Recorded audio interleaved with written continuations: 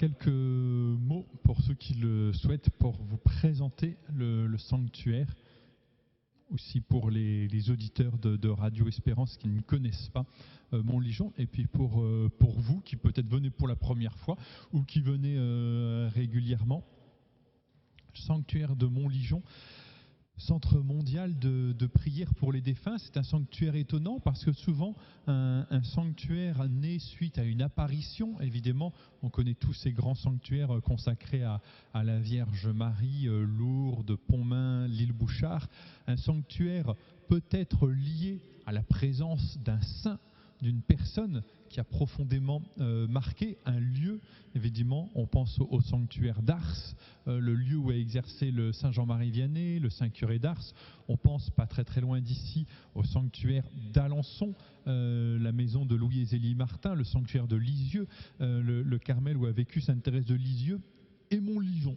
Alors Montligeon, bien sûr, il y a l'œuvre d'un homme, l'abbé Paul-Joseph Buguet, curé du village de la chapelle Montligeon, qui a senti dans son cœur cette nécessité, cet appel à prier pour les défunts. Il n'empêche que lorsqu'on vient à Montligeon, alors on peut prier l'abbé Buguet, mais on vient avant tout prier pour les défunts. C'est-à-dire c'est un sanctuaire qui n'est lié ni à une apparition, ni à la présence d'un saint reconnu comme tel. C'est un sanctuaire qui nous replace, pourrait-on dire, au cœur de notre foi. Le cœur de notre foi, c'est que le Christ est mort et ressuscité pour nous donner la vie. Le Christ est mort et ressuscité pour qu'à notre tour, nous puissions, avec lui, comme lui, ressusciter et vivre éternellement. C'est le cœur de notre foi et c'est ce que nous venons, en quelque sorte, raviver en nous comme espérance en venant à Montligeon. Après cette introduction, quelques mots d'histoire. Lorsque Paul-Joseph Buguet arrive ici comme curé de la chapelle Montligeon, il arrive dans un petit village qui est pour une bonne part sinistré, marqué par une crise économique, le départ des personnes qui vont aller habiter en ville pour trouver du travail. Et l'abbé Paul-Joseph Buguet a deux convictions, deux intuitions spirituelles. La première, il faut donner du travail aux paroissiens pour qu'ils évitent de quitter la chapelle Montligeon. Il va donc se lancer dans des entreprises de confection, de ganterie, de jersey qui ne vont pas bien fonctionner. Deuxième conviction, l'abbé Buguet, marqué par un certain nombre de deuils familiaux, prie pour les défunts. Et il commence tous les lundis à célébrer dans l'église du village une messe pour non pas les âmes, mais l'âme la plus délaissée du purgatoire. C'est une messe que pratiquement personne ne connaît, mais c'est dans cette messe célébrée par cet humble curé du village, chaque lundi, que s'enracine l'œuvre de Montligeon. Et progressivement, cette prière pour les défunts va s'amplifier. L'abbé Buguet va fonder l'œuvre expiatoire pour la délivrance des âmes du purgatoire. Les gens vont venir adhérer à cette œuvre et, pourrait-on dire, de fil en aiguille, les gens viennent prier à Montligeon pour les âmes du purgatoire. Vous voyez, ça n'est pas un programme préétabli, ça n'est pas un plan de se dire je vais faire de Montligeon un lieu de pèlerinage. C'est avant tout cette intuition qui s'est développée, qui a grandi. Les gens viennent à Montligeon. Dans le sillage de l'expansion rapide de l'œuvre de Montligeon, on crée une imprimerie pour éditer des images, un bulletin, ce qui fait que l'abbé Buguet, qui avait voulu donner du travail à ses paroissiens, va en donner grâce à la présence de l'imprimerie de Montligeon. Et l'importance rapide prise par le pèlerinage explique que quelques années seulement après la fondation du sanctuaire, de l'œuvre expiatoire, on entreprend la construction de cette immense et pourrait-on dire assez improbable basilique, parce que c'est vrai que quand on arrive à Montligeon, l'arrivée est toujours assez saisissante de voir au milieu de la campagne, des collines du Perche, cette immense cathédrale basilique, mais qu'on appelle souvent cathédrale dans les champs, c'est l'œuvre de l'abbé Buguet et c'est le fruit de l'expansion de l'œuvre de prière pour les défunts. Et ça fait donc plus de 100 ans qu'on vient de France, des dom-toms, d'Afrique, d'Europe, des États-Unis, prier à Montligeon pour les défunts, prier pour les âmes du purgatoire, centre mondial de prière pour les défunts. Et vous avez devant vous, alors pour ceux qui nous suivent à la radio, il faut vous l'imaginer, en quelque sorte, les deux images de Montligeon au fond du cœur. Vous avez d'abord l'autel, le maître-autel. L'autel, c'est le lieu où se célèbre la messe.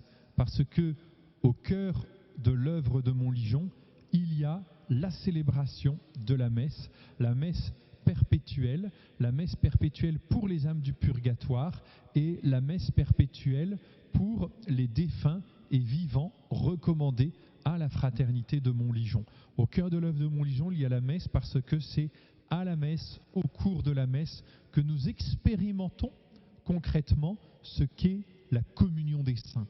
C'est au cours de la messe que, de manière plus particulière, sans doute de manière plus intense, nous sommes en lien, nous sommes en relation, nous sommes en communion avec tous nos défunts, avec ceux qui sont morts, mais qui, dans la foi, sont vivants en Dieu, auprès de Dieu. Et donc, au cœur de l'œuvre de Montligeon, la célébration de la messe. Et vous le savez, depuis un peu plus d'un siècle, on inscrit des défunts, mais aussi des vivants à la fraternité de Montligeon. Et il y a la possibilité de recommander un défunt, un vivant, de se recommander soi-même à la prière du sanctuaire. Et chaque jour ici, la messe est célébrée aux intentions des membres vivants et défunts de la fraternité. Alors évidemment, on ne cite pas tous les noms, parce que si nous, on commençait la messe le matin, on ne l'aurait pas fini le soir, mais toutes ces personnes recommandées sont là proches de nous, et la présence de ce qu'on appelle l'obituaire, c'est-à-dire cette grande armoire à registres,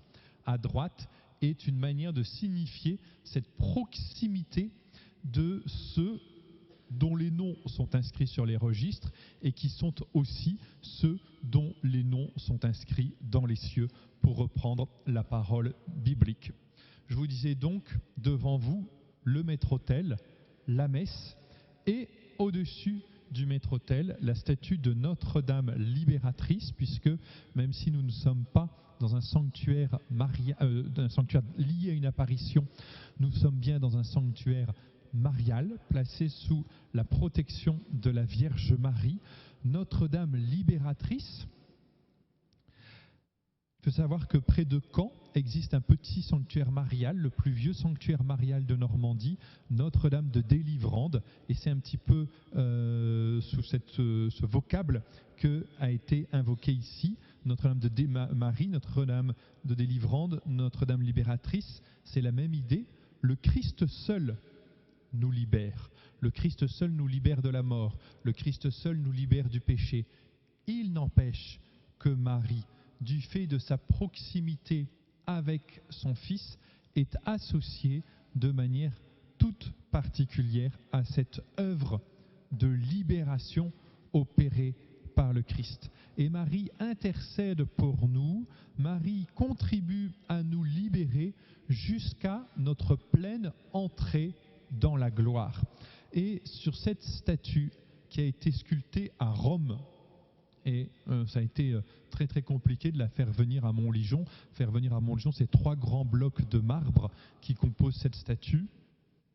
Nous voyons la Vierge Marie tenant dans ses bras l'enfant Jésus, et à ses pieds 2 personnages féminins qui sont le symbole d'une seule et même âme. Le personnage de gauche qui est encore enchaîné, les chaînes sont visibles au sens le plus concret du terme, symbolise l'âme encore en voie de purification.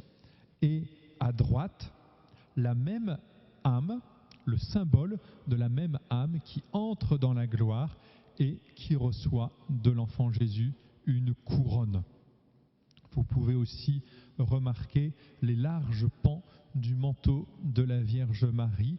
C'est cette image très traditionnelle, ce qu'on appelait au Moyen-Âge la Vierge de Miséricorde, avec les pans du manteau de Marie qui enserrent ces deux âmes, les pans du manteau de Marie qui nous protègent, et Marie, grâce à laquelle nous pouvons accéder à son Fils. Et c'est Marie qui, à Cana, dit aux serviteurs: faites tout ce qu'il vous dira. C'est l'ange qui dit à Joseph: ne crains pas de prendre Marie chez toi. Bien ici, à Montligeon, nous écoutons Marie nous dire: faites tout ce qu'il vous dira, faites tout ce que le Christ vous dira. Et nous écoutons aussi l'ange nous dire: ne crains pas aujourd'hui de prendre Marie chez toi. La célébration de la messe, la présence Auditeurs de Radio Espérance, nous allons prier le chapelet dans la basilique du sanctuaire de Notre-Dame de Montligeon. Il sera suivi d'un enseignement à 15h de Monseigneur Cyprien Mbunka, évêque de Bona, au Congo, Kinshasa. Puisque Montligeon, lieu de prière pour les défunts, lieu où nous nous rappelons que la mort n'est pas la fin de tout, mais qu'elle est cette porte vers la vie, c'est vraiment le sanctuaire de l'espérance. Donc n'hésitez pas, au cours de ce pèlerinage, à déposer au pied de Marie, déposer ici tout ce qui entrave votre chemin et votre course dans l'espérance, tous ces fardeaux, tous ces poids que nous portons, tous ces deuils difficiles à vivre. Tout cela peut vraiment être déposé, offert ici à Montligeon, lieu de grâce.